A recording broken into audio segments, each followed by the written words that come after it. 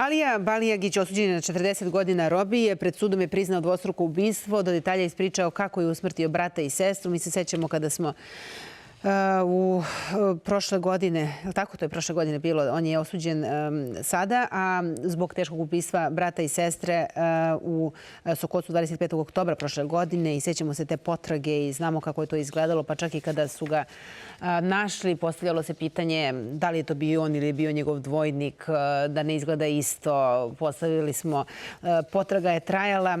Međutim, sada je pred pravda dobila svoje. I naši gosti ovoga jutra su gospodin Bratislav Zdravković, privatni detektiv koji je ovoga jutra s nama u studiju. Dobro jutro, dobrodošli. I Ena Pušija, koja je zamjenica urednika portala Vijesti iz Bijelog Polja. Ena, dobro jutro, dobar dan. Da vidimo samo da li se čujemo, pošto vas lepo vidimo. Dobro jutro, čujemo se. Hajmo od vas da krenemo. Prvo, ko je Alija Balijagić? On je čovjek koji je ranije imao teška krivična dela, ubistva. On je bio u zatvoru. Onda je izašao, onda ta potera je bila na granici Srbije, Crne Gore. Mi znamo o tome šta njemu sve stavljaju na teret osim ovog ubistva u bekstvu brata i sestre. Javite se, Časko. Da. Kao što znate, on je osuđen na 40 godina zatvora za dvostruko ubistvo brata i sestre. Međutim, njemu se stavlja na teret i nedozvoljeno držanje oružja, kao i nelegalno prelaženje preko granice. On je, za što je trebao biti osuđen još dodatne 3 godine. Međutim, po zakoniku Crne Gore, maksimalna zatvorska kazna iznosi 40 godina, na koliko je on i osuđen. Mi smo tada pratili slučaj. On je na teritoriji Srbije. On je tada tako prešao, je li tako? Prešao granicu i on je čas bio s jedne pa s druge strane granice. I bukvalno izgledao kao neuhvatljiv. I delovalo je organizovano. Kao da nešto neko stoji iza njega, da ga prikriva. On je išao po selima i... Hranio se gde je stigao i to je trajalo. I evo, mi znamo u onoj kući kad je uhapšen, to je izgledao nevjerojatno, u snu je uhapšen. Šta danas pišu mediji? Kako se pratilo njegovo suđenje generalno? Njegovo suđenje aktivno smo pratili i možemo reći da sad, kada je bilo izricanje presude, da Balijagić kao njegov branilac nisu bili prisutni na suđenju. Dosta je ovo tema koja potresa cijelu Crnu Goru, posebno Bijelo Polje, jer se to ovdje i desilo i evo, godinu dana je prošlo i dalje je fokus na toj temi i dalje nas sve to potresa.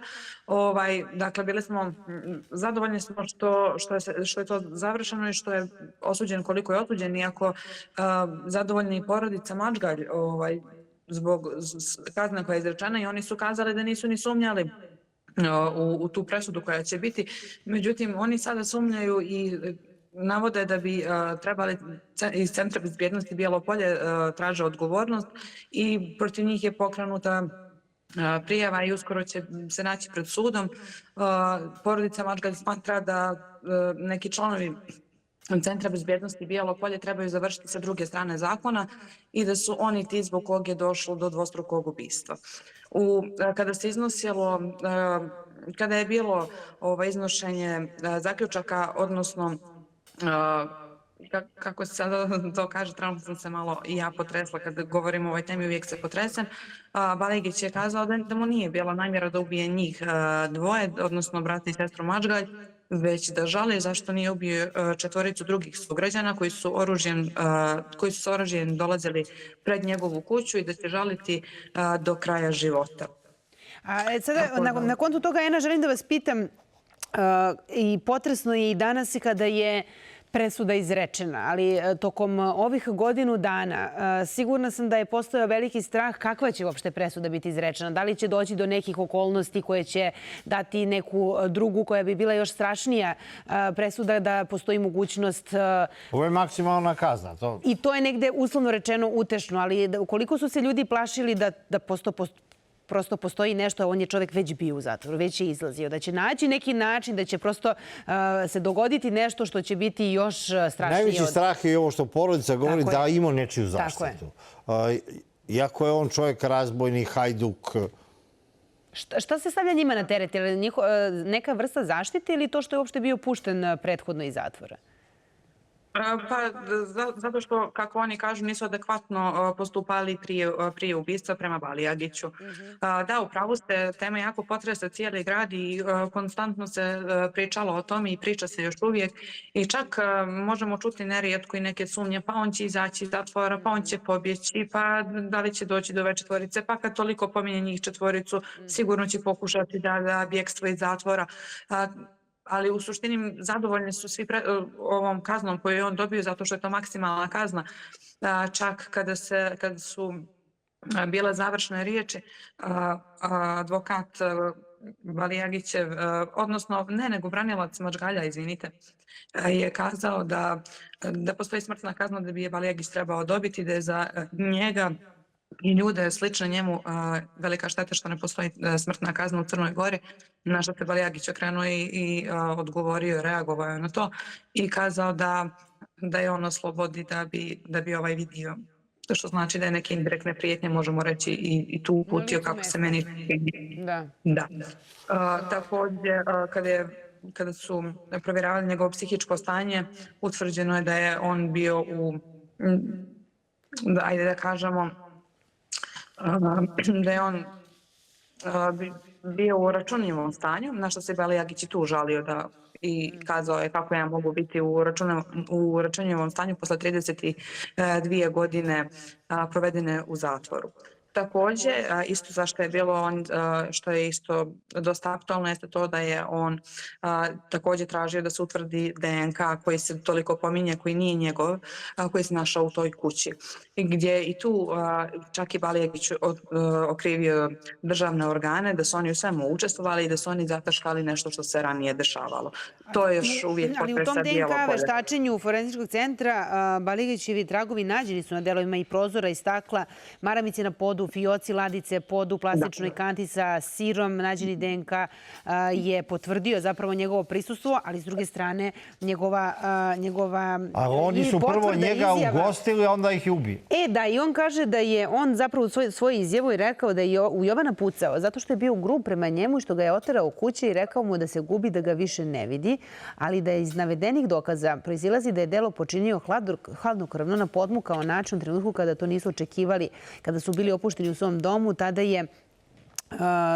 je Jovan ustao i uzeo daljinski od televizora u ruke i on je na njega pucao dok je on njemu bio bočno i okrenut, a da je Milanku upucao zato što je pozvala policiju. Da, on je kao što njemu stavlja na teret da je na podmukao način. Iz humanih razloga i to je izjavio. Jeste, kao on je naveo da je prvi put pucao, vidio je da će se ona kao mučiti i da je iz humanih razloga i drugi hitac bio upućen prema njoj. Međutim, kada se govorilo o tome da je izvršeno ubistvo na podmukao način, Balijagić je to demantovao, gdje je naveo da kada ga je pokojni Jovan Madžgalj, kada mu je rekao da se odalje iz njihove kuće, da ne žele više da ga gleda, da Balijagić kaže da mu se okrenuo i rekao nećeš više njih gledati i da je na taj način jasno stavio do znanja da će biti ubijeni, gdje se i pobunio zbog čega mu se sudi za ubistvo na podmukao način. Opet, to je već bilo kada su bile završne riječi, međutim na presudi je stavljeno da je na podmukao način izvršeno ubistvo. Kada govorimo o tom DNK, jeste naravno pronađen njegov DNK u toj kući na više mjesta. Međutim, Balijagićev branilac na nekom od prethodnih suđenja iznio je i to da je pronađeno još nekoliko DNK za koje nije utvrđeno čije je, gdje je Balijagić zahtijevao da se utvrde i ti drugi DNK kome pripadaju. Pa svejedno kad je već priznao ubistvo i kad je rekao što je uradio.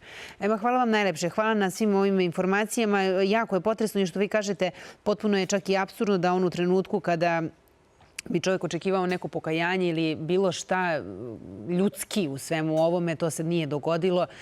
Ako je njegova odbrana da nije bilo podmuklo ubistvo, tako što je rekao pa sad više nećeš i vidjeti, bio znak da će ga ubiti, pa to nije bilo podmuklo. To mnogo govori o njegovom psihološkom stanju, a opet s druge strane situacija je takva da je njemu presuđeno 40 godina. Hvala vam najlepše. Čućemo se, ponovo pratit ćemo i ceo ovaj slučaj. Slučaj kao što je potresao Crnu Goru i takako i Srbiju, jer se radilo na dve, to je prelazio je granicu i tražili smo ga ovde po Crnoj Gori, ali mi kada smo pratili to njegovo traženje, zaista je izgledalo kao da je on... I Srbija i Crna Gora se uključila.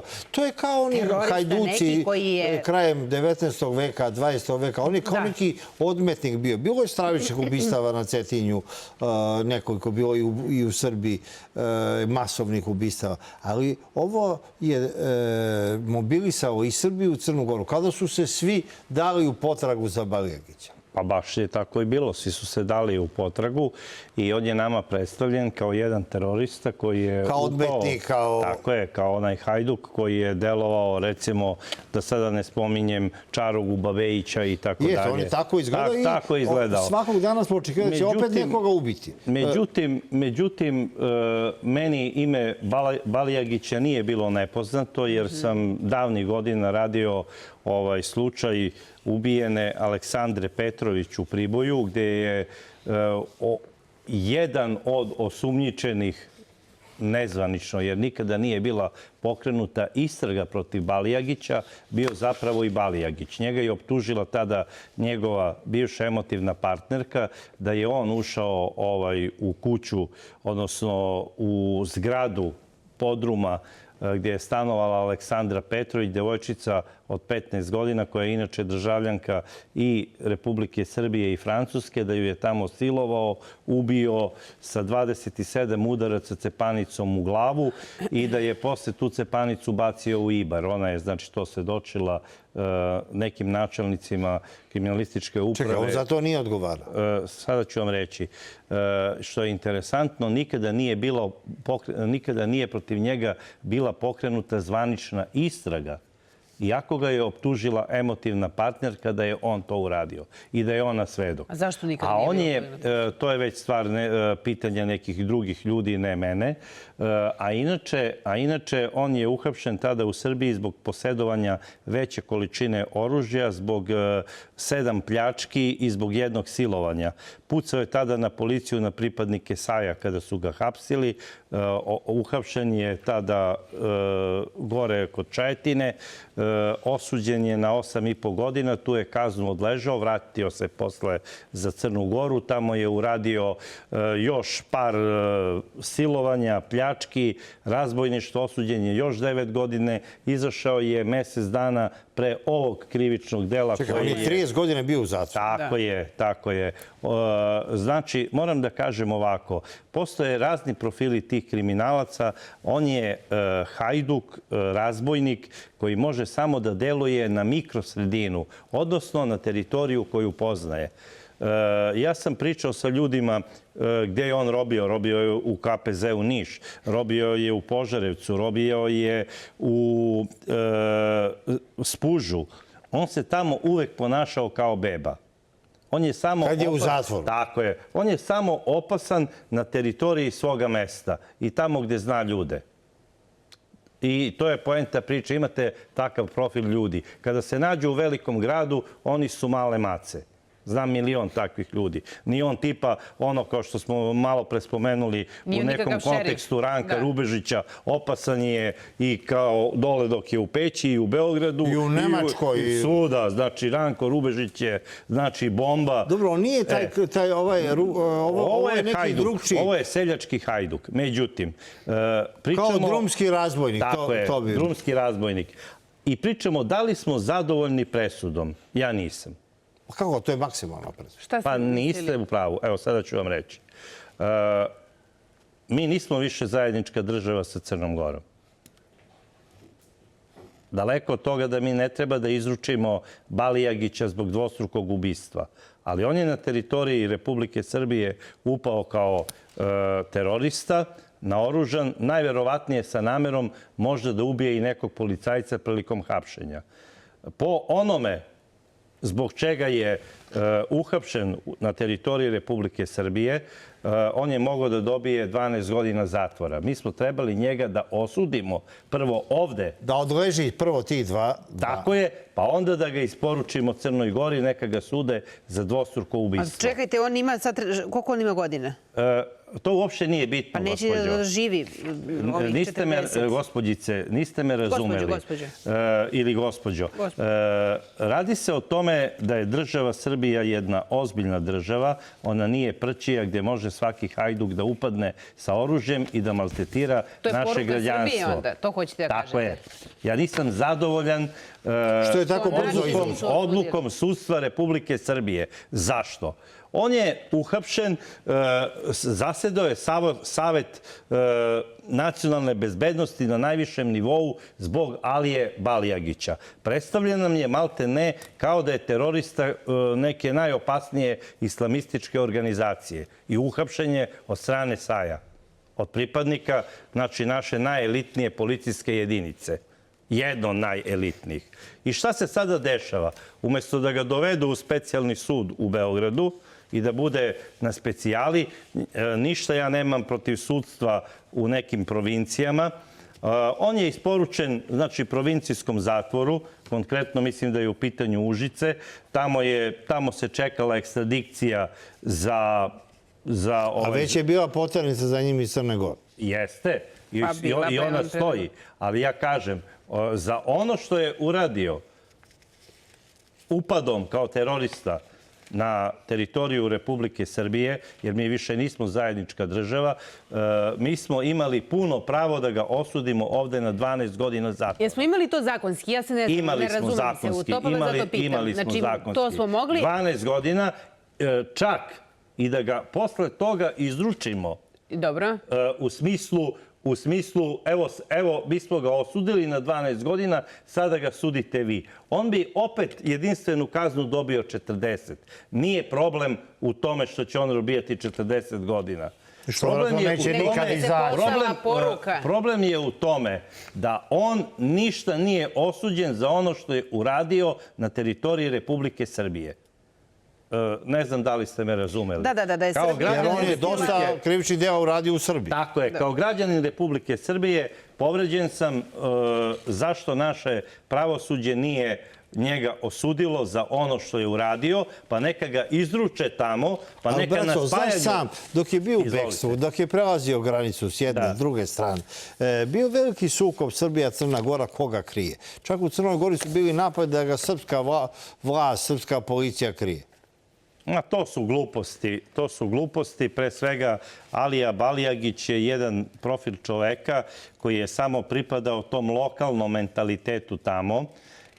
Čekaj, on ne može da se podvede pod ove gangstere, kriminalce. On je nešto sasvim drugo. Ne, on je klasična ona seljačka hajdučija. A jel nije moglo biti paralelno suđenje?